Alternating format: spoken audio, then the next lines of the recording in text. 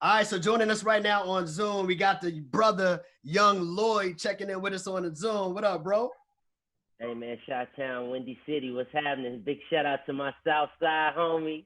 All right. You did. No, Yes. yo, you look like you're in quarantine, man. You got the kids in homeschooling. Like, what's going on over there? Man, I'm a teacher, I'm a gym instructor, I'm a coach, I'm a cook, a chef. I do housekeeping between the hours of 3 and 4. Then Thanks. I give everybody a little bit of what is it? What do I give? A little Benadryl so I can watch my Yes, Lakers at sir. night. Yeah, that's what I be on. Yeah. Or a little Jack Daniels cross the guns. Yeah. Yeah, you know what? One of my best pals, good guy from Chicago, told me to give my kids Jack Daniels. Yeah, cross the gun. Yeah, Yeah, when they was first born. I ain't did that yet, but Don't do that, dog. they testing my patience, man. They testing my patience. Hey, yo, let me ask you this really quick, bro. How you feeling? Because I know like everything in the entertainment industry and shows and all of that kind of stuff got shut down with the quarantine and all of that kind of stuff. So, what have you been doing in the meantime just to kind of maintain and keep your craft going? Well, I think I'm just trying to keep my spirit right. I just stay in an environment of love, real unconditional love. I found my true calling, which is being a good father. And outside of that, I still, hone my craft. I mean, it's 24 hours in a day. It's no excuse. So I got a studio built in the crib upstairs. I sneak off, make me some music, pick up my guitar.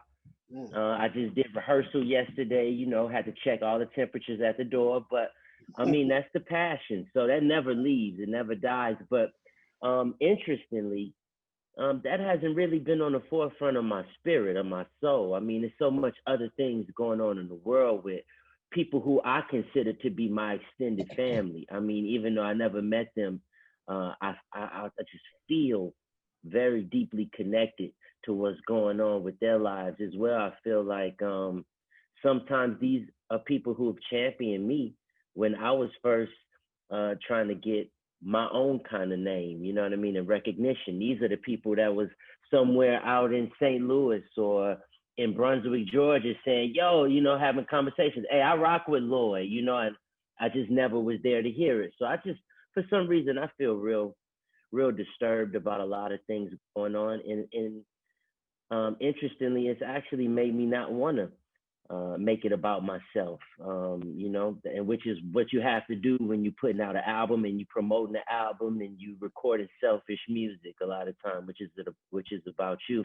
I just don't feel selfish right now. I feel so selfless. So I'm in a very interesting space creatively, and I'm thankful for this pandemic in a lot of ways because it's brought so much attention to things that are so necessary for so many people, including myself. And like I said, I always say when I'm making music, I try to eliminate the distractions. And unfortunately, that's what the world is full of so much. I mean, so many distractions. You know what I mean? Our phones, we distracted by our apps, we distracted by our vices, we distracted by. So now that those have kind of been eliminated, and we have to focus on the things that are necessary just to survive every day. Having those things right in your face, I think is really actually dope. Lloyd, so you talked about you're in a different space as far as it comes to music, as far as like what you might be talking about or what you're putting into your music because you're looking at things going on in the outside world.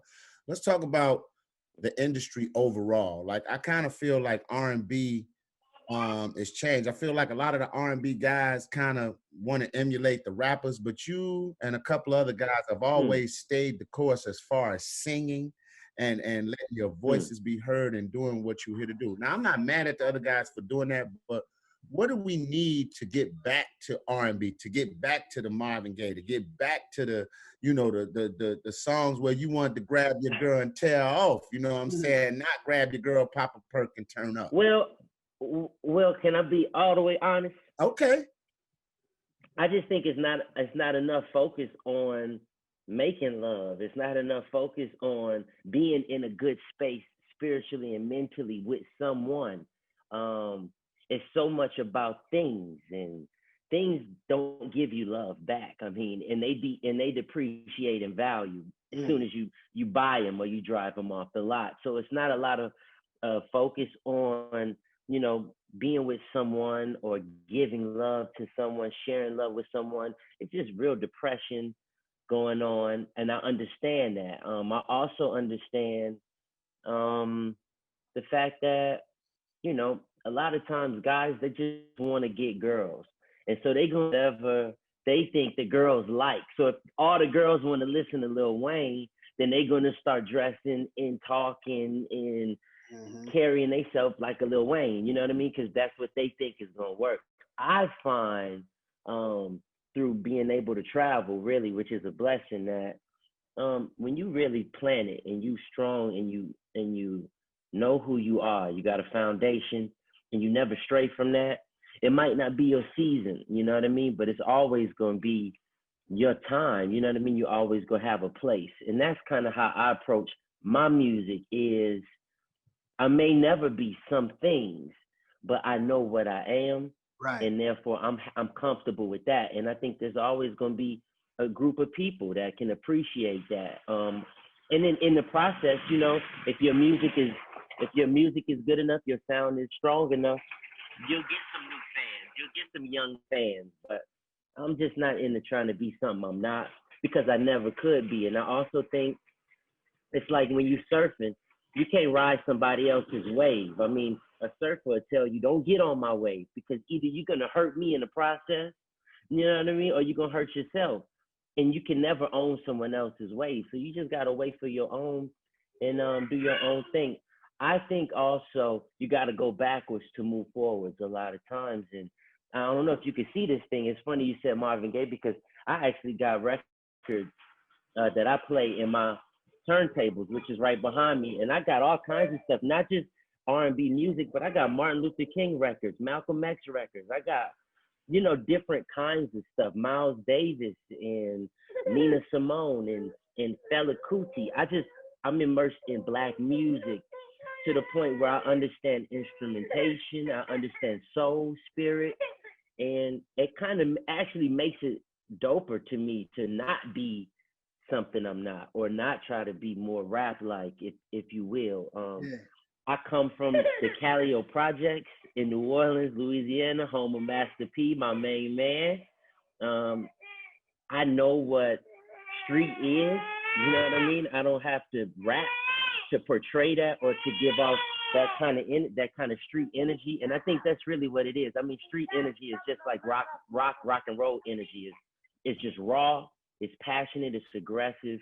And a lot of people want to be a part of that, but you don't have to do it a certain kind of way to get that kind of feeling. You know what I mean? So right. Yeah, you got your little one there. That's what's up. Okay, I'll pick you up in a little while, okay? Go check on River. Go see what River doing. No. He's like, nah, River straight. What you doing? Let me ask you this, Lloyd. As you got your little one there, that's what's up. It's good to see Black fathers out here. Talk to me a little bit about, because I was you know, doing my research on you a little bit, and I peeped how, you know, you came from New Orleans, you moved to Atlanta, then you made the move to New York before you hooked up with Irvin M for Murder Inc. Go ahead. So, don't cry, okay? Don't cry. He sounds just like the rest of us. That girl ain't gonna let me do nothing, man. No, she ain't gonna let me do it. Hey, your house is like ours. No. Hold on. 1 second. I'm sorry, y'all.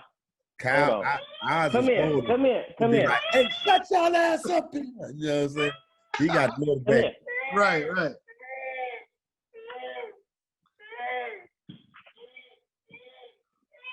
Stop crying, okay? You ready? Deep breath on 3. You ready? 1. Oh yeah, that's that teacher. Yeah. Good. Yeah, Lloyd, get your father on. That's cold, man. Sit down. He's a Jedi. He is a Jedi. Yeah, man. Hey, no, that was dope, bro. That was dope. Listen, can't be a father, man.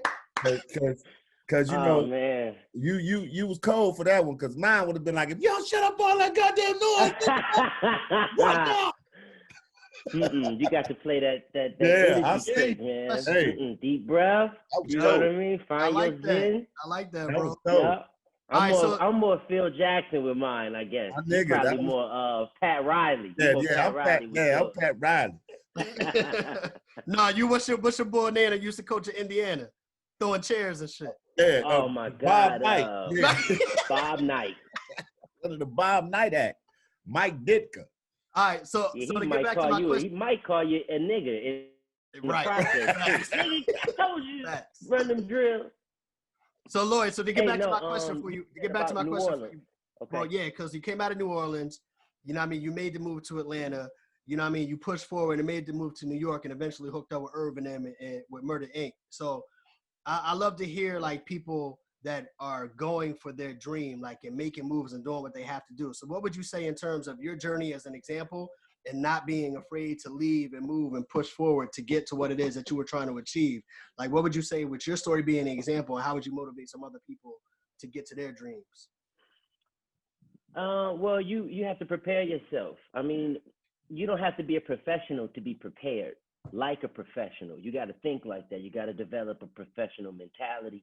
If this is something that you want to do, no matter what it is, you got to think like you actually doing it. You got to carry yourself like that. You got to put forth that kind of belief, conviction. I find that belief is half the battle and showing up is the other half. I mean, just being there, being on time, which is something I did not do today. So look, don't let today be an example of what not the fuck to do. Okay, you will not be successful being late. You know what I mean? That was one of the first lessons I learned. The other lesson was you got to ask the questions if you want the answer.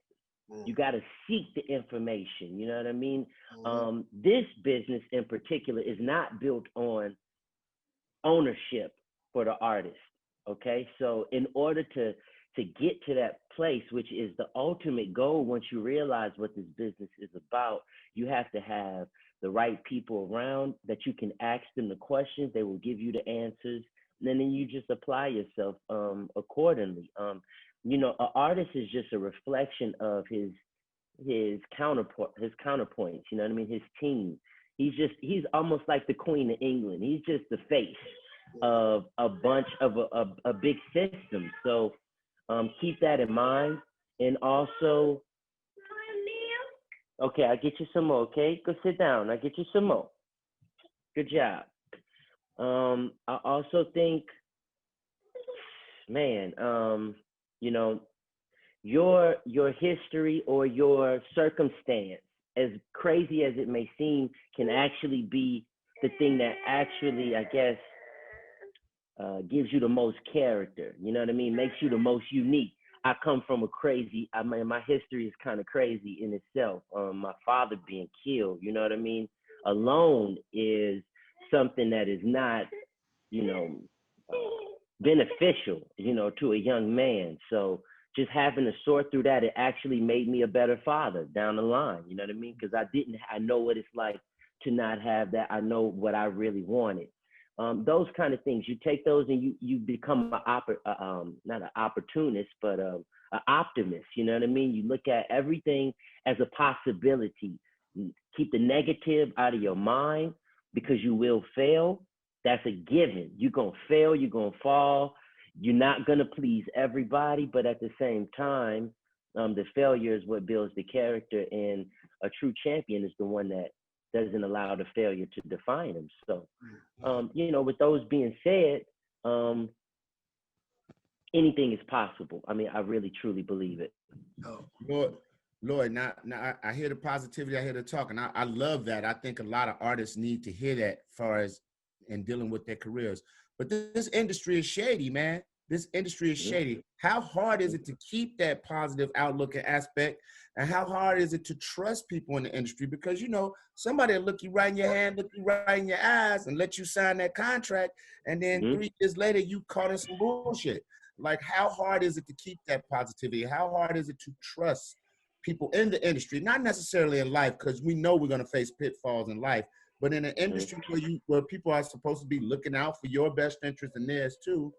You know, how hard is it to trust people? Well, you have to set it up to where you don't have to rely on a person beyond a certain point. You know, it's like you can only trust a person as far as you could throw them, or you know, that kind of deal. And anyone is capable of backstabbing or lying, but at the same time, I think there is a part of your life where you will have to rely on faith. You will have to have belief, and hopefully, I'm doing an interview. And hopefully, God or whomever or whatever is out there places a good person in your corner. My greatest blessing to this day is that I was introduced to music by a very sweet, genuine, and willing to educate type of person who actually put the right kind of people in my life as a kid to say, look, you need to go sit down with this person for an hour a day. You're gonna ask them all the questions you need to ask.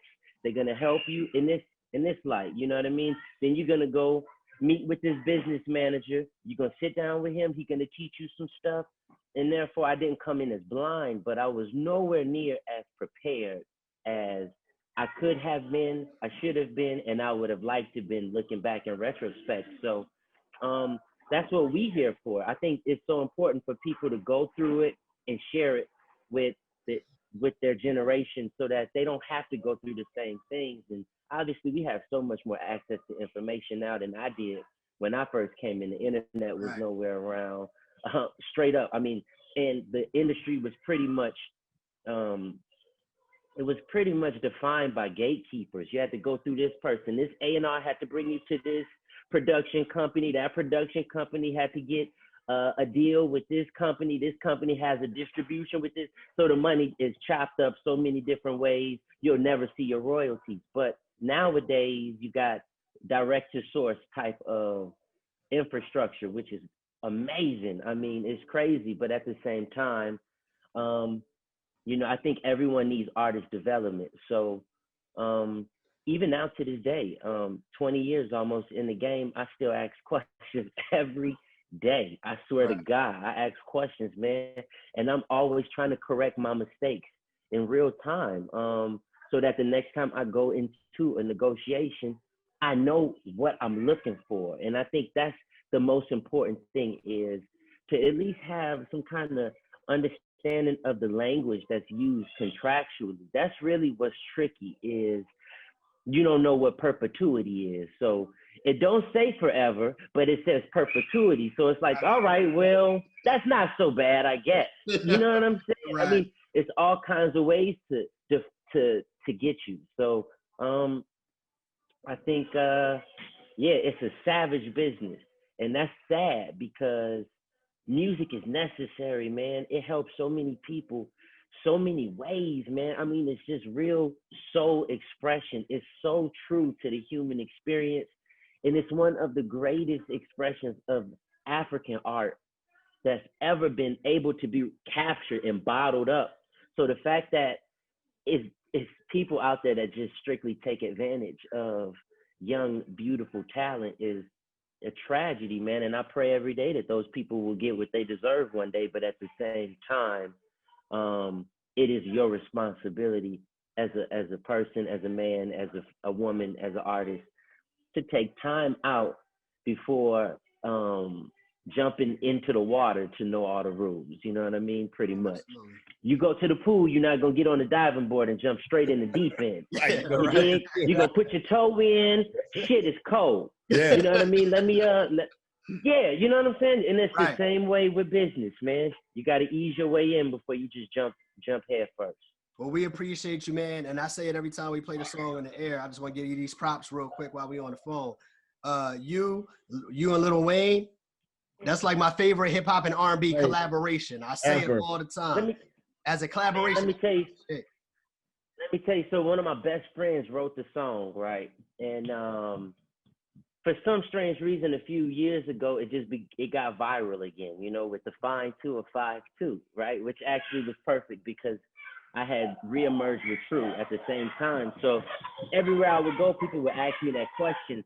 And I think for some reason it made the song more popular, because the last time I saw my best friend, he had on like some new jewelry and shit. I'm like, it's a pandemic. What? Oh, you getting some you money. That's what that is. You getting some, you getting some of that you puzzle shit.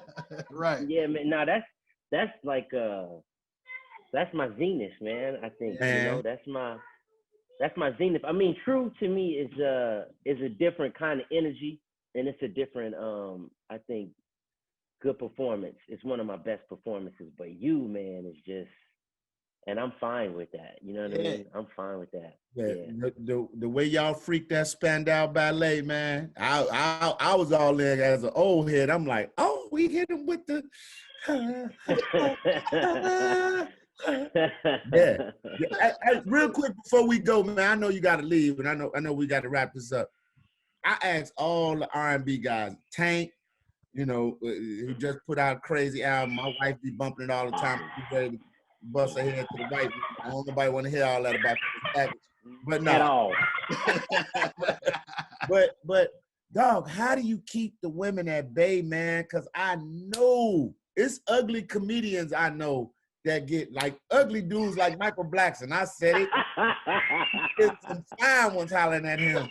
How does Lloyd, who can sing, man, how do you be like, hey, listen, I understand y'all love my voice, but I can't. How you keep the devil at bay? Man, you know what? I would give you a better answer after I leave Chicago. No. You leave it at that, right? Leave it at that, bro. Leave it at that, huh? Say less. Leave it at that. Say less. Hey, yo, Lloyd, bro, we appreciate your time today. Man. We're looking forward to seeing you in the city this weekend, bro. So keep doing what you're doing. And let me tell you, let me give you a real answer, man. That little girl that just came in here, man. That's how I can't even lie. It's that simple, bro. It's that simple. That's how I keep the devil at bay, man, because I see God in her, man. So I just know that is every person. You know what I mean? That's every woman. You know what I mean? At some point, this is how it starts. You know what I mean? Right. So who am I to disregard that? Because I can. I don't see it like that no more. I just see it different, you know. And I'm thankful for that. No doubt. Yo, bro, like I said, we appreciate your time, man. We're looking forward to seeing you in the city this weekend at the Drive-In Fest, bro. Man, I can't wait to do this in person, man. This sucks. Yeah, I know. It's all good. We make it work. I can see a jacket hanging up in the back, you know. And that's the problem. You got to take time to find the right spot in your damn house. Yeah. To where your shit ain't exposed. You know what I mean? Like, right. Oh my God. Y'all should have saw the room I was in before I got in here. I mean, shit everywhere, bro. Just toys and shit everywhere. I live with 4 women, man. So it ain't no room to stay. All ladies in the house and me. Look, if I turn this computer, if I could turn this computer to my left, it's gonna be a big pile of laundry. So I believe it. It looks real professional right there. I'm real tight with the screen. I'm real tight with it. Believe it. Hey, man, thank y'all for your time, man. No doubt. Love, bro. Appreciate you, man. We'll see you this weekend. Okay, cool. All right, later. Black Delegation out. Peace.